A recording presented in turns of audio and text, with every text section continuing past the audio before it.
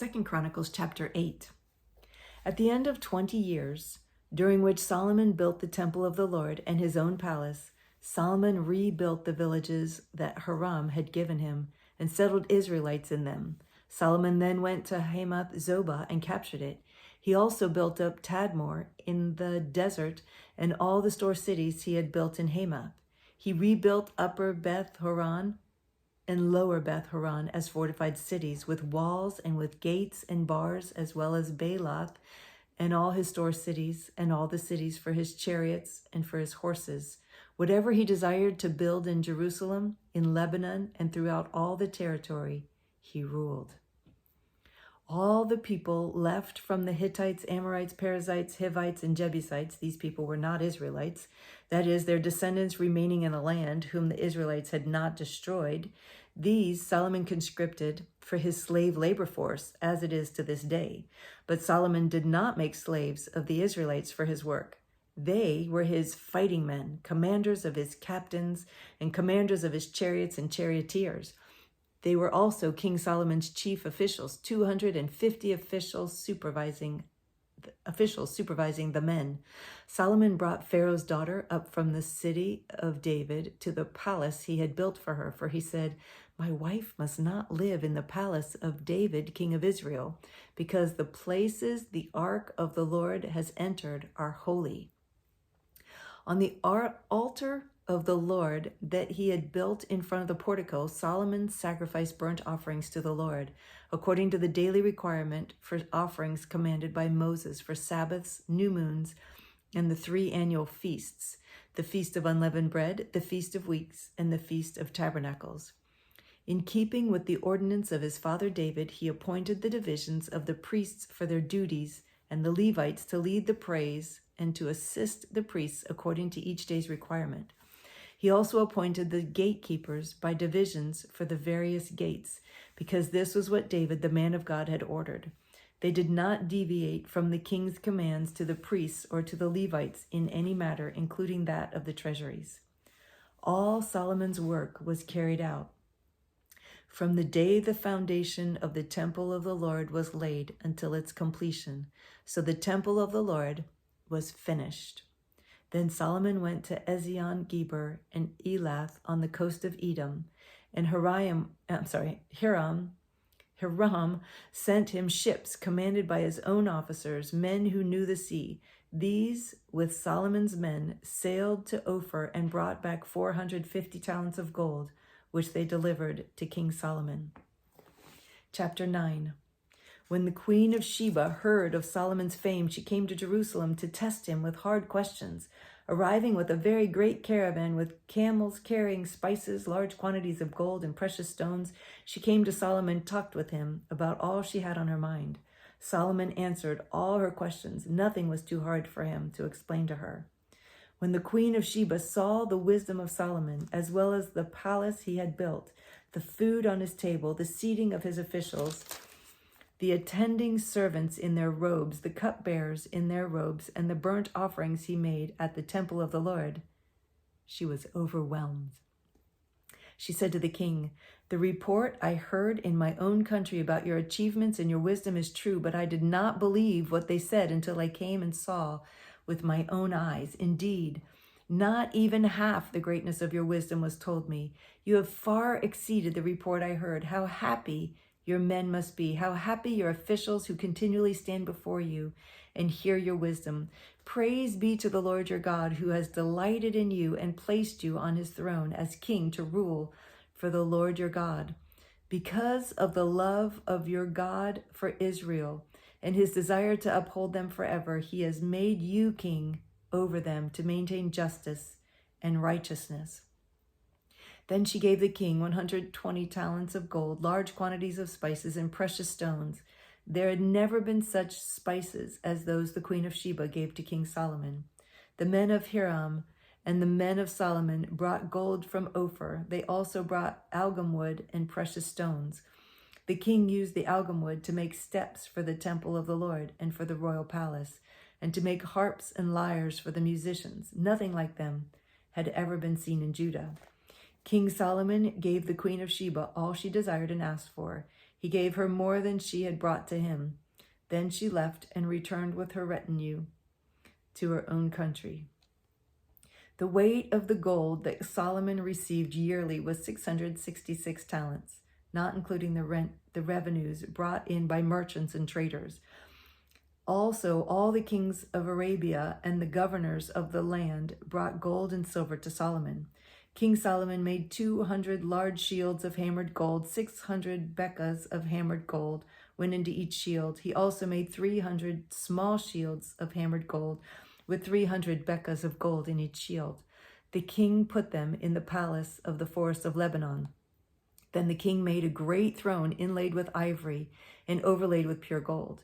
The throne had 6 steps, and a footstool of gold was attached to it. On both sides of the seat were armrests, with a lion standing beside each of them. 12 lions stood on the 6 steps, one at either end of each step. Nothing like it had ever been made for any other kingdom.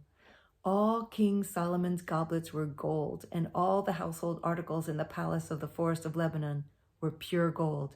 Nothing was made of silver, because silver was considered of little value in Solomon's day. The king had a fleet of trading ships manned by Hiram's men. Once every 3 years, it returned carrying gold, silver, and ivory, apes, and baboons. King Solomon was greater in riches and wisdom than all the other kings of the earth. All the kings of the earth sought audience with Solomon to hear the wisdom God had put in his heart. Year after year, everyone who came brought a gift, articles of silver and gold, and robes, weapons, and spices, horses and mules.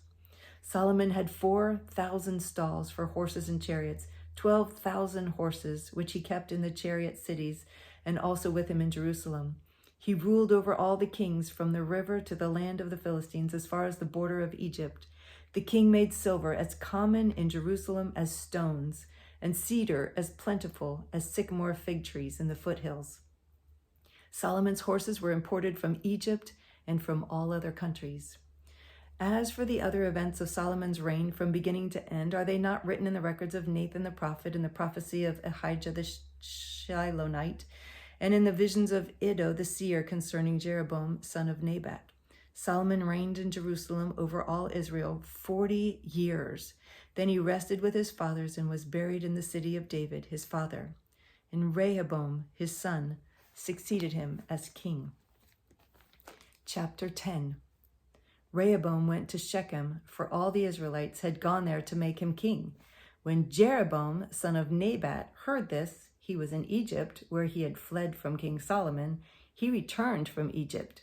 So they sent for Jeroboam, and he and all Israel went to Rehoboam and said to him, "Your father put a heavy yoke on us, but now lighten the harsh labor and the heavy yoke he put on us, and we will serve you." Rehoboam answered, "Come back to me in 3 days." So the people went away. Then King Rehoboam consulted the elders who had served his father Solomon during his lifetime. "How would you advise me to answer these people?" he asked. They replied, "If you'll be kind to these people and please them and give them a favorable answer, they will always be your servants."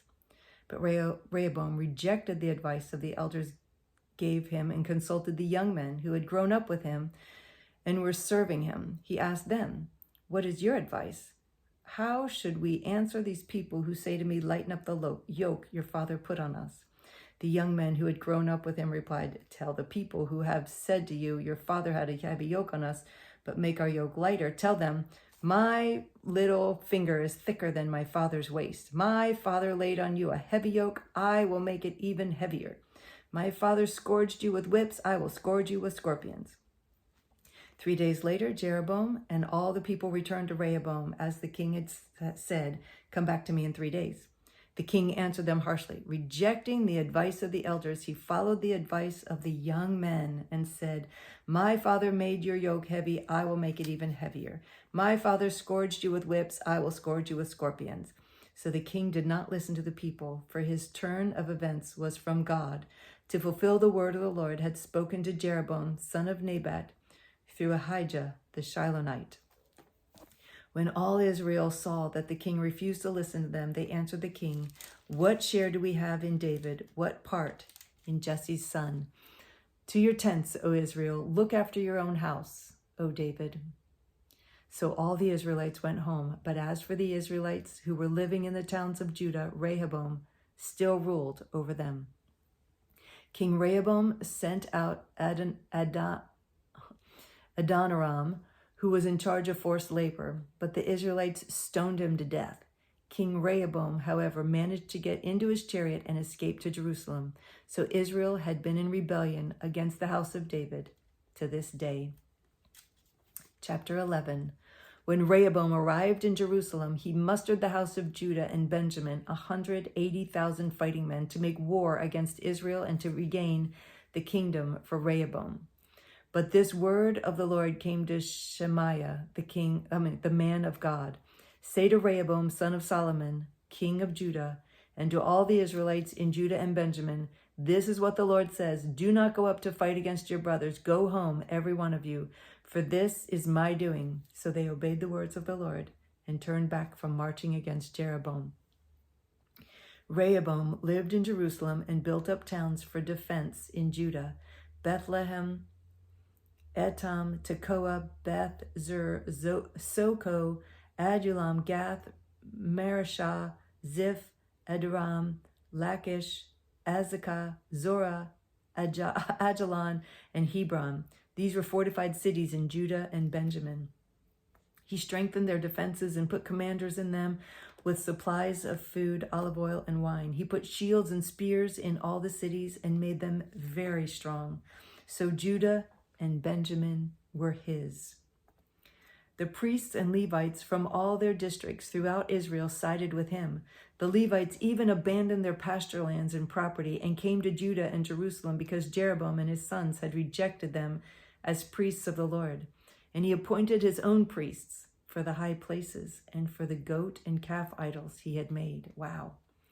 Those from every tribe of Israel who set their hearts on seeking the Lord, the God of Israel, followed the Levites to Jerusalem to offer sacrifices to the Lord, the God of their fathers.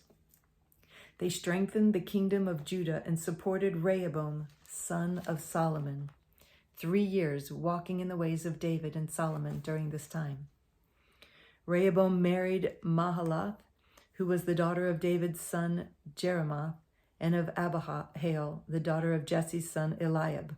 She bore him sons, Jeush, Shemariah, and Zaham.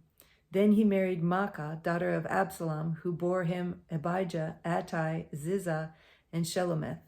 Rehoboam loved Maacah, daughter of Absalom, more than any of the other wives and concubines. In all, he had 18 wives and 60 concubines, 28 sons, and 60 daughters. Rehoboam appointed Abijah, son of Maacah, to be the chief prince among his brothers in order to make him king. He acted wisely, dispersing some of his sons throughout the districts of Judah and Benjamin and to all the fortified cities. He gave them abundant provisions and took many wives for them.